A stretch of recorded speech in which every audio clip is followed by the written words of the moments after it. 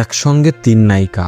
বলিউডের bad boy Sanjay Dutta নিজেই স্বীকার করলেন সে সময় এমন একটা সম্পর্ক সামলাচ্ছিলেন যা শুনলে চোখ কপালে উঠবে অনেকেরই। আসলে কি সব গোপন রাখতে পেরেছিলেন তিনি? এই প্রথম মুখ খুললেন সঞ্জু বাবা। শুনলে আপনি চমকে যাবেন।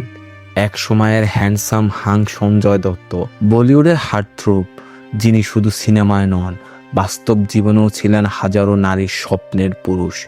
প্রেম, বিতর্ক, বিয়ে আর ব্রেকআপ সবই যেন ছায়া হয়ে ঘুরেছে তার জীবনের চারপাশে।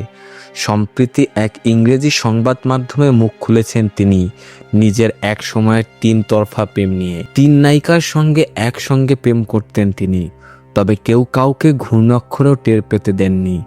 সঞ্জয় দত্তের স্পষ্ট কথা, ভালোবাসা পেতে তো কার না ভালো লাগে, বিশেষ করে যদি সেটা নারীদের থেকে আসে। তাহলে কিভাবে সামলেছেন এই সম্পর্কগুলো? হাসতে হাসতে তিনি বলেন, তোমাকে চালাক হতে হবে। আমার মাথাটা ভালো কাজ করত, তাই সম্ভব হয়েছিল। একজন যেন অন্যজনের সম্পর্কে কিছু না জানে, এই বিষয়টা সবসময় মাথায় রাখতাম।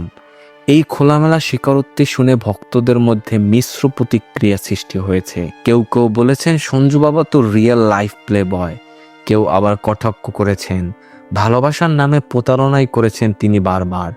বিয়ের ইতিহাসও কম রঙিন নয় তার। প্রথম স্ত্রী রিচার মৃত্যু, এরপর রিয়া পিল্লাইয়ের সঙ্গে সম্পর্ক, আর শেষে মান্যতার সঙ্গে সংসার।